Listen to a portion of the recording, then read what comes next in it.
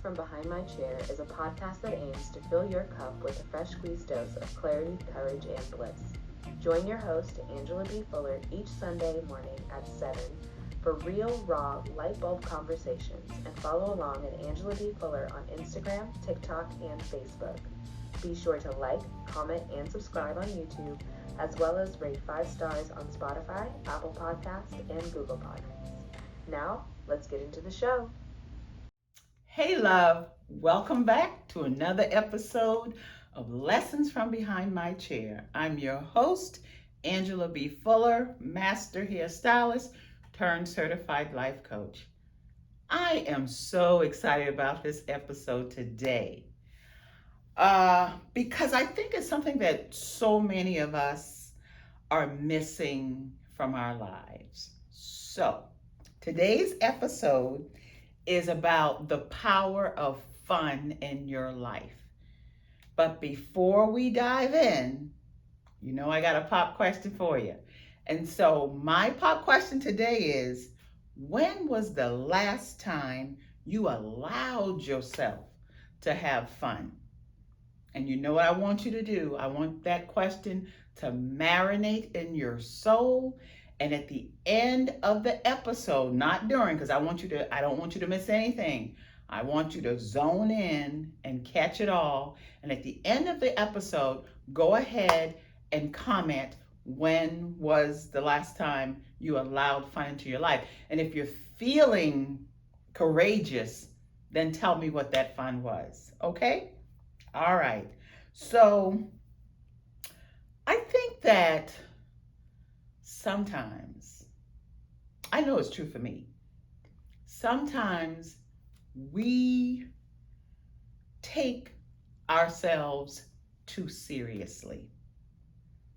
And what I have found is, for myself and talking with other women, is that is the quickest way, the quickest route to boredom. I'm talking nanoseconds to boredom. And so, like on Fridays, for instance, every Friday on my social media, I post myself dancing, and I call it Fun Friday. And the reason I do that is because, by the time Friday comes, most of us are done. We've poured everything that was in us out. We've given 100% to our families, 100% to our jobs, 100% to our businesses, and we are depleted. And so I do Fun Friday, and I dance on Fun Friday because I know how good dancing has been for me. It's good for my soul. It puts me in a better mood. It keeps me in a place of gratitude. And I do it so that my followers, my friends on social media, my YouTubers who view me, can just see me in a state of bliss, because that is what I want so much for you. And so I think when we take ourselves too seriously, we open the door for boredom. We open the door for questioning, why are we even going through the motions? Because at the end of the day, there is just no joy in it. You see, I think that when we take ourselves too seriously, you run the risk of blocking your creativity. I also believe that when you take yourself too seriously, it can somehow have a tendency to take the joy sound out of your voice. And it can cause you, and believe this is true, because I've seen it happen. It can cause you to lose the attention of the very same person you're trying to grab the attention of. You're saying, see me, hear me, but you're not giving the person a reason to stop what they're doing and give you all of the attention, because your voice is monotonous. There's no twinkle in your eyes. There's flatness in your voice. So taking yourself too seriously can cross over negatively in places and in situations that you don't want that to happen. And so I sat down and I thought about what does taking yourself too seriously look like? Because some of us have taken ourselves so serious for so long until we think it's normal. We don't see anything wrong with it. We don't see it as a hindrance into more joy and bliss in our life. It's like what I've observed is that when you take yourself too seriously, it can look this way. Everyone in the group is laughing except you. Now, something's wrong with that picture. If everyone in the group is laughing except you, that's a red flag that it's time for you to check yourself. Okay? It's time for you to give yourself a checkup from the neck up. Another way to tell if you're taking yourself too seriously is, sometimes we observe a group or a person doing a thing, and in a verbal way, but in a sly, demeaning kind of way, verbally and physically, we say, I can't see myself doing that. That's a form of judging, other people. We do it verbally and we do it physically because we have a problem with letting loose within ourselves, and so we struggle when we see other people letting loose as well. And then I know you know this statement: I can't believe she did that. Another way of judging. Why can't you believe she did that? Sometimes we need to take a hint from other people. If a person did a thing, or particularly if a woman did a thing and it was received positive from other people and yet negatively from you, I think that's a red flag that maybe you're taking yourself too seriously and it's time for you to check yourself. And so I found myself in the past doing the same thing, judging why a person did a thing, how a person did a thing, because you know why? I was afraid to cut loose. I wanted to be considered that person, that serious person who's always ready, who's always on. But I found that the more I just relaxed and kept smiling and kept moving in a lighthearted way, it opened me up to be more accepting of other people. It opened me up to be more accepting of how other people move and go through this world and go through their life. And so, how do you move forward? How do you work through this dilemma, or sometimes shortcoming of taking yourself too seriously when it's not called for?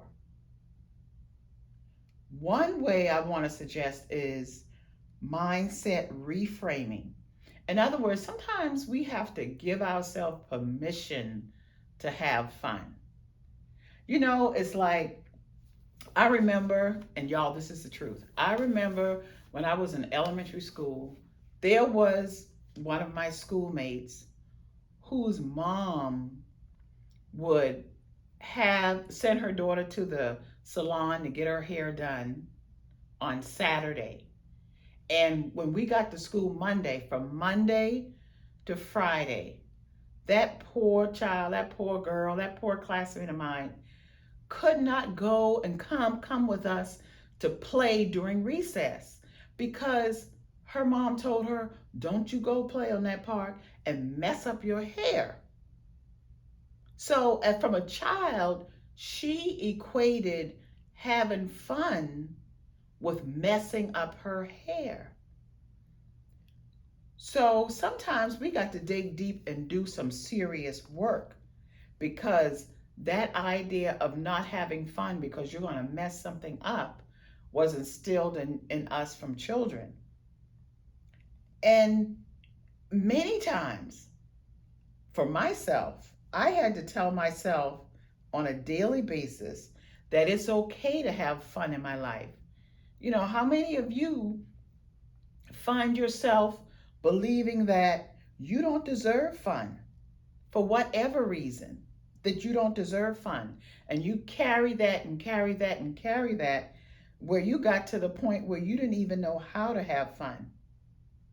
You know, I think the thing is we have to learn how to create situations where we don't have to always be on. You know, that it's okay to loosen up, that it's okay not to let people see your vulnerability, that it's okay to let people in to see that side of you that is not afraid to just cut loose. It doesn't mean that you're out of control. As a matter of fact, I think it's a way of showing that you are in control, that you are in control of your emotions, that you are in control of your thoughts, that you're not letting it control you. And another thing I found that works for me, and I want to share it with you, is that sometimes you just got to switch up. Sometimes try switching up your style of clothing. If you're used to dressing conservatively, try switching up a little bit. You know, another thing that works for me is every now and then if you're a person who, you know, generally wear monochromatic colors, try popping in a color or two and see how that works for you. Try changing the color of your lipstick. Try experimenting with different colors with your makeup.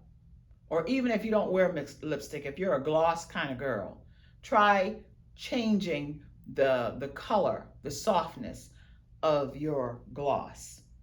And the third thing I want to suggest is I want to bring up is how to make fun an intentional part of your day. Okay, first, I want you to affirm as much as possible that you deserve to have fun in your life. Affirm it every day, affirm it throughout your day. This affirmation can be out loud or it could be silent. Sorry to interrupt, we'll get right back to the show. But while we're on the topic of affirmations, Angela wants to offer her viewers and listeners a free affirmation guide by clicking the link in the description of this episode and subscribing to the Fuller Love newsletter. After you subscribe, you'll get a link that goes directly to her affirmation guide called How to Use Self-Love and Mindset to Open the Door to Transformation. It's a really great, concise, not too long, but it definitely makes you work a little bit, affirmation guide that should help in starting and jump-starting that process of transformation. Thank you guys so much for the support of the show. We really appreciate it, and we'll get back to it. And when you're affirming, you can affirm it physically even. You can affirm it like I do on Fridays by dancing. Or you can affirm it by playing a sport. You know, some of us are good at sport, even if you're not good at a particular sport. You can affirm that fun by playing a sport, by engaging in some type of sport, some type of physical activity. You can affirm it by just picking up a hobby. You know, there's so many hobbies, so many things out there that's open to trying. How about opening yourself up to trying them? And another thing I do, I know my husband and I do on a regular basis, is that we go to the movies. We go to the movies, we make sure we have our popcorn, we make sure we have our drink, and we just have a good old time in the movie. You know, sometimes you just got to get creative to keep the fun in your life. And also, I think we need to learn how to schedule it. Fun, anything that you want in this life doesn't always just happen. There are times when you just have to schedule it. You have to just put it on that to-do list. And then I know what I like to do is once I have had my fun, I like to reflect on my fun. I'll go home and I'll tell my daughter about it. I'll tell a girlfriend, and I say, "Girl, we had a time last night." You know what I mean? That's when you having fun. When you just can't keep it to yourself. I want y'all to say that with me. "Girl, we had a time last night." And then, laugh about it.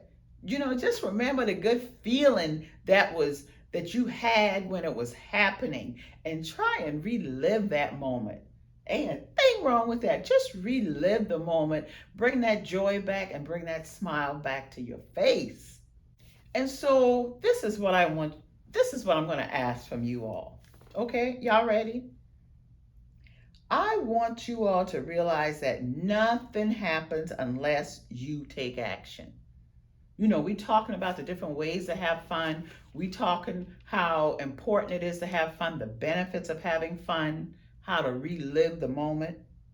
But you can dream about a thing. You can dream about fun. You can wish for a thing. You can wish for more fun in your life. And then you can talk about a thing. You can talk about the need to have more fun in your life. But until you stop talking yourself, until you stop taking yourself so seriously and take action on the things that will create the fun in your life, nothing happens. So, what I'm trying to tell you is that taking action on being intentional about having fun in your life is the name of the game. So let's just relearn how to have fun. Let's revisit our creativity, and let's remember the joy. Just think back and just remember the joy at various times in your life that you had fun. Sometimes you have to keep that child within us alive. Keep that child within us. Be reminded of when you see a child, the joy. That they find joy and fun in anything. They could play. They could find something on the floor, a little piece of dust on the floor, and have fun with a piece of dust. Okay, so let's just remember that. Let's vow not to just take ourselves so seriously that we miss out on the little things in life. Okay, and see, just see how wonderful it could be. Because I'm trying to tell you guys, until you let your guard down, you'll never know how good it can really be. And remember, I believe in you, and I want this so badly for you. Okay? Bye. Thank you so much for tuning into Lessons from Behind My Chair. Make sure you subscribe on YouTube and hit that notification bell so you never miss an episode. And be sure to rate us 5 stars on Spotify, Apple Podcasts, and Google Podcasts. We'll see you next week with another juicy topic. Okay? Bye!